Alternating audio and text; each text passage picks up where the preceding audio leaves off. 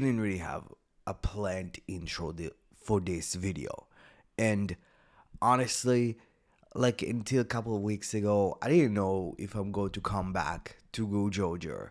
But it's kind of late, it's quiet, and for some odd reason, Gozyuzer has been sitting on my chest again. When this season started, I wasn't looking for a favorite. I wasn't looking for hope. I was watching carefully. And somehow along the way, without asking permission, this show mattered to me. Not because it was perfect, not because it always knew what it was doing, because it tried, because it reached, and because sometimes when it really worked, it said things that I wasn't ready for. I stopped watching after episode 37. Not because I was bored, not because I hated it. I stopped because something broke. And when it broke, it didn't just hurt the story, it hurt our trust. And I've been sitting on it for a while now. Weeks, months, wondering if the reason I couldn't finish it wasn't disappointment, but grief. This isn't a review. There isn't a score waiting at the end. This is me talking about the show that I genuinely loved, trying to understand what it meant, that I couldn't walk with it all the way to the end. So if you're expecting a verdict, there isn't one. There is a story, the show's story, and mine. So, for the past 2 days, I've been caught up with the remaining episode of Gozyuzer. And for how much the Maya situation tarnishes the way I looked at the show, but also my views on it in the past reviews I made were kind of wrong. Gozyuzer is not a traditional Sentai. The main concept of the show of rangers fighting one another to see who would be number one, which contrast every other Sentai team, being a group of individuals teaming up and fighting for something bigger than them. It reflects in Tono. Everybody can say that he's the stereotypical lone wolf red, but he's not. He's a man that was taken from his home. And when finally he found his way back, that same home forgot about him. And now he's just looking for a reason to live. And through the camaraderie with the rest of the team, he finds genuine friendships. He finds a reason to live. His conflict with Fire Candle is seeing what he could become when he refuses that. Him winning the war just to restart it, purely forgetting his friends, showed that the same man that was annoyed by Tatsumi or Nataya in episode 1 has changed and grew to find people to call friends. Even if you think that restarting the ring war is a stupid idea, the reason why he did it is because he wanted to quote-unquote relive the moments. His relationship with Kuon is complicated, but makes sense. Both of them got stuck in another world when they were young. They're both brothers that weren't mature enough to really convey their feelings. So, when they got the opportunity, they drifted apart. One jealous of the other's success, one jealous of the other not caring. But having Kuon be the bad guy, understanding that his brother kind of going with the flow type of event, type of feeling, made sense.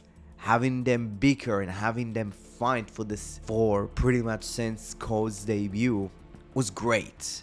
And the final fight, how much that final form for Ring Hunter Garud, not the greatest final form, but it was still a nice moment. And having them reconcile.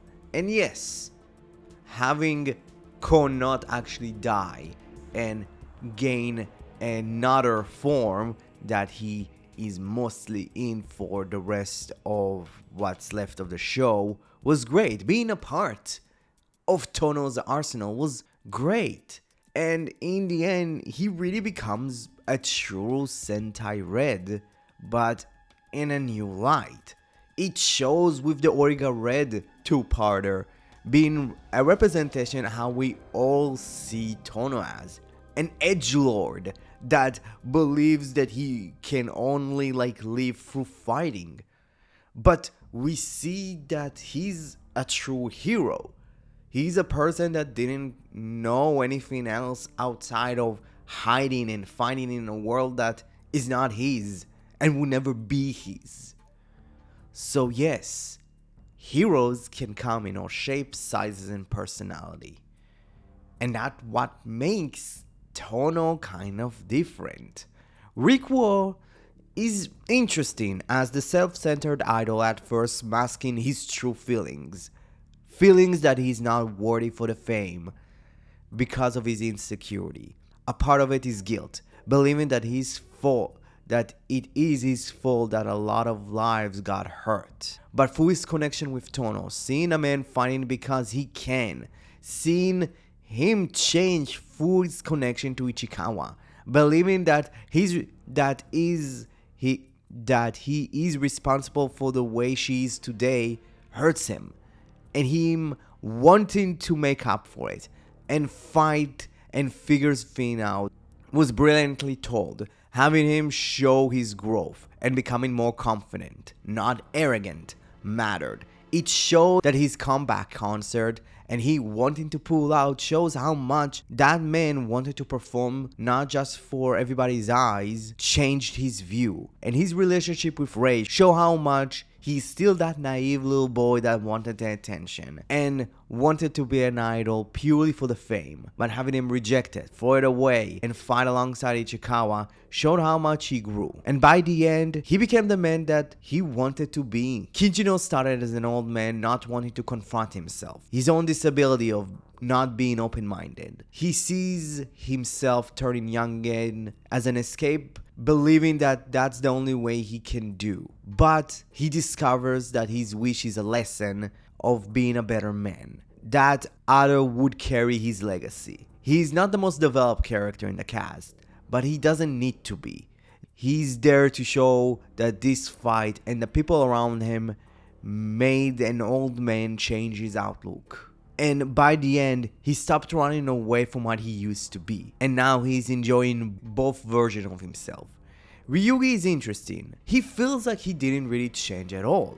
But if we dive deeper, we see how much colder he was to everyone. And how much he wanted to invite everyone to his church. He didn't want to do it in the most warmest and kindest way. He wanted people to bend their knees to take a sword and not rejoice him together. But through fighting, we see that same man that ran away from wealth because of his belief is now someone that wants to bring people into his belief with a smile on his face in more of an inviting way. He's, in my opinion, the least developed character out of the cast, but you can still see his growth. Masahiro comes in as pretty much every 6 comes in. Cool, better than the rest of the team, but until he reaches a plateau or the team catches up with him. But having him be the original Goju Wolf was a really cool era of a backstory and a great way to incite some conflict between him and Tono. But his connection to Goodburn was great and an amazing reversal of the roles from the rest of the team. He's literally the god for the demigod. I feel like his transformation from a know-it-all to someone that genuinely want to change the world for the betterment of everybody else. Because Masahiro at first wanted to be a god just for himself. He didn't want to change everything. He wanted to change everything to make himself look bigger and make himself look better. And by the end, he wanted to help people. He wanted other people to gain their wishes, which was brilliant. And Ichikawa, outside of the behind-the-scene mess, I genuinely liked her. I love that she wanted to find her own way to save her sister.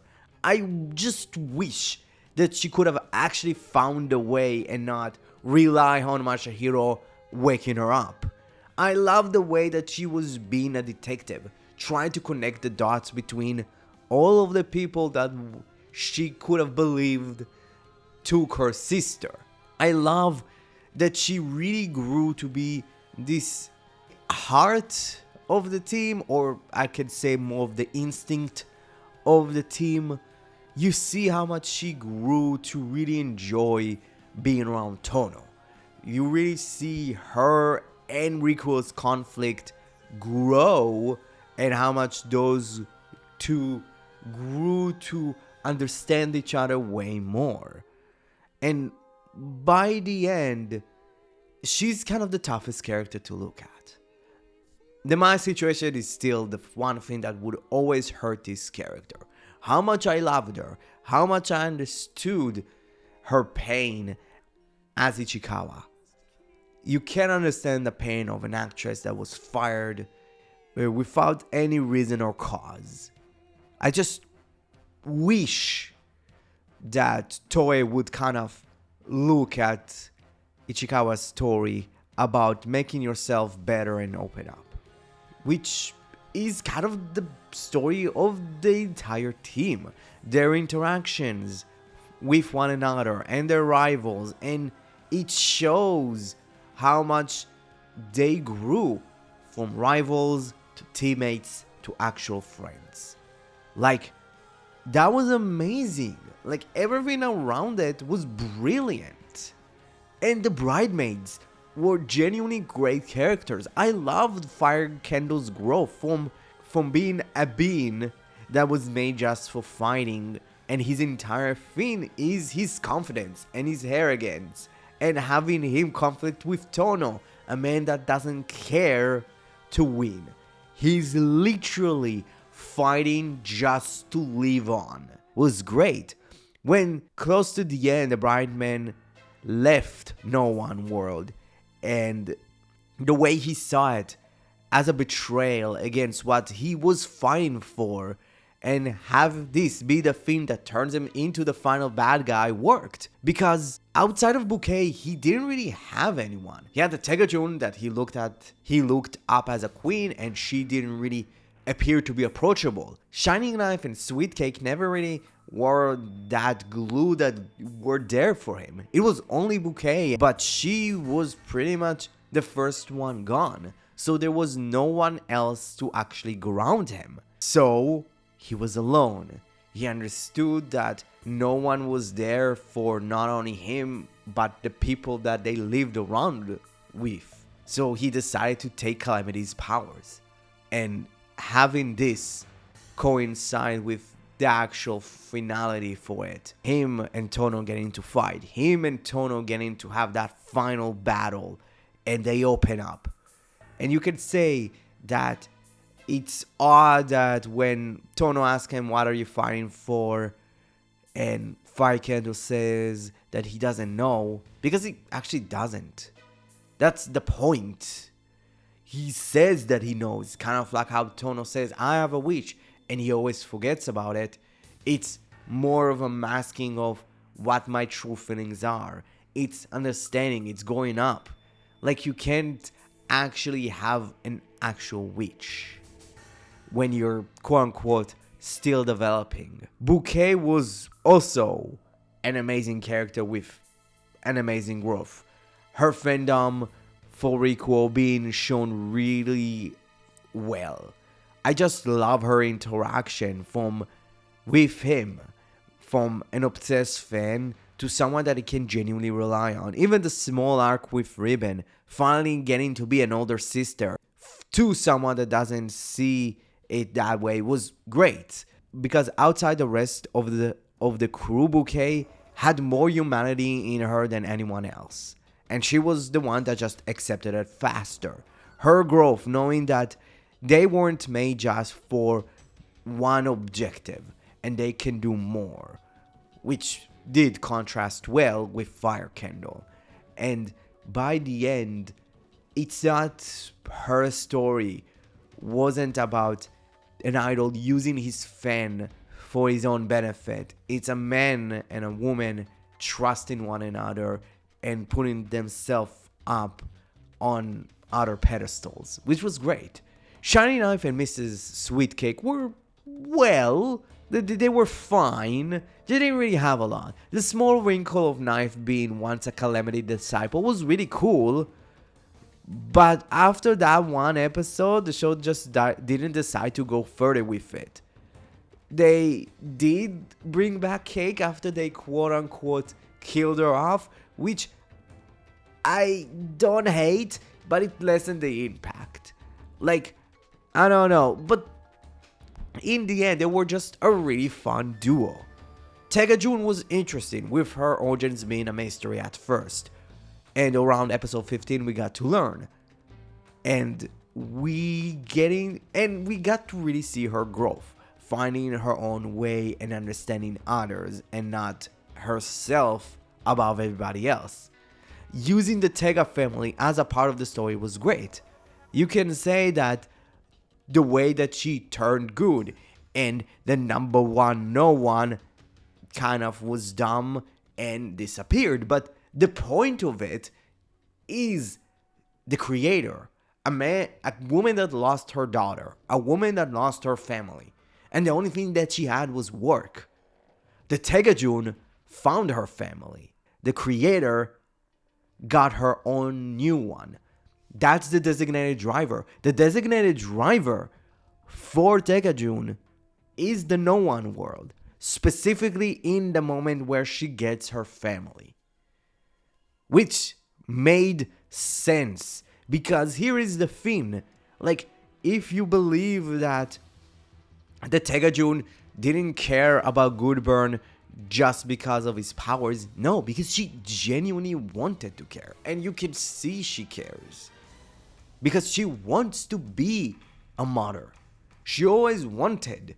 Yeah, you can say that the way she kind of got to be a mother is slightly, not that slightly, is very much a cause to concern, and you can say Legal should actually look up at it, because Tega June, the Tega sword didn't consent to have another child, to have a child with her, but in the end he grew to kind of accept him, so it's kind of fun.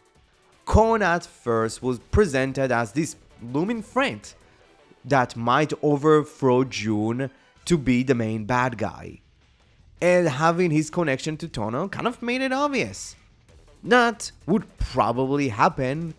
That would have probably happened in other shows, but having him not be that, and have him get some sort of reconciliation with Tono, and have him be revived as a weapon was funny, but you can think that a show like Gozyuzer would do that.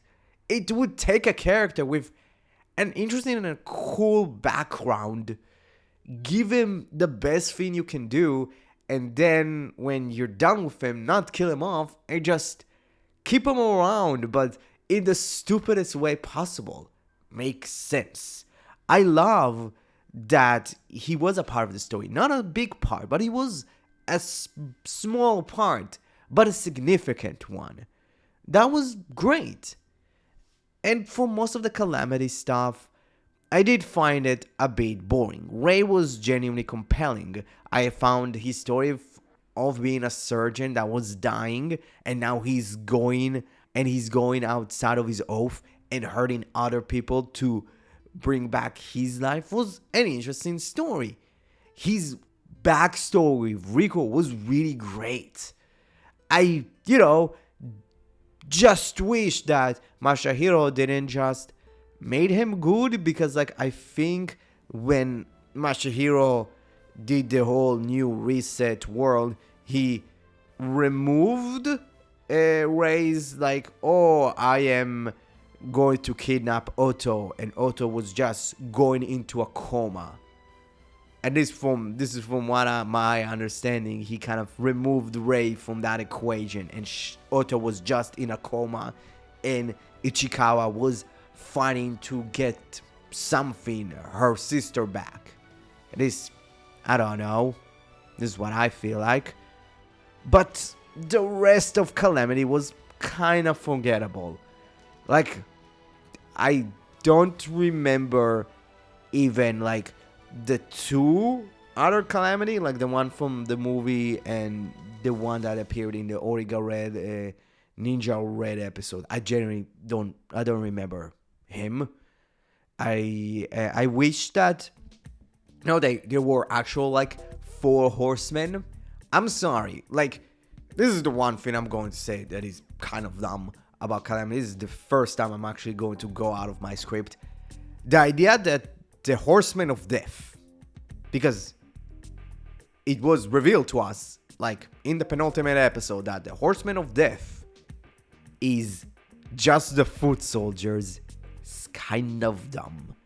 But Lex was cool. Like his nonchalant attitude, which makes sense. He's a cosmic being that would always exist no matter what. He would always regenerate. There is no actual way of him getting defeated, at least in, you can say, a Super Sentai way, made sense. Like the idea that the only way that we can kill him is to do the Phoenix thing from Kumade Wizard. Literally, let's just dig as deep down the earth and just literally have him burn over and over and over and over and over. No matter what, as much he keeps regenerating, he's going to come back in the same place. And it makes sense. And having Masahiro turn to be a god is funny. That even in Power Rangers they did it. It's kind of brilliant. I don't know. And having most of the interactions between between Lex was with Masahiro was really great, and it actually was really helpful for both of their characters. The Universe Warriors were genuinely a fun addition, mainly because they acted as vehicles to develop the Core 5 to be the best humans and the best Rangers they could be. The number 1 Sentai. Because they're the final one. Because the story of this show isn't a grand one. It's about people growing and becoming better than they were yesterday. And for how much the show and the agency did wrong for Maya, it would always be the caveat with this show. I enjoyed my time with it. I thank it. And I want to say a final goodbye to Super Sentai. 50 years is a long time. People might see it as ignorance. Some people would see it as this is the end. I just think it's a long time break for a show that ran for 50 years. So, have a good rest, Super Sentai, and come back stronger than ever. So, what's your overall thoughts of number 1 Sentai Gozyuzer? Comment below, let me know. Thank you very much for watching this video. Please, if you liked it, smash that like button. If you want to help your subscribe button achieve its true goal of becoming a subscribed button, please smash that subscribe button. Don't forget, you're the only one that can prevent forest fires. Thank you very much, and have a great rest of your day. Bye bye.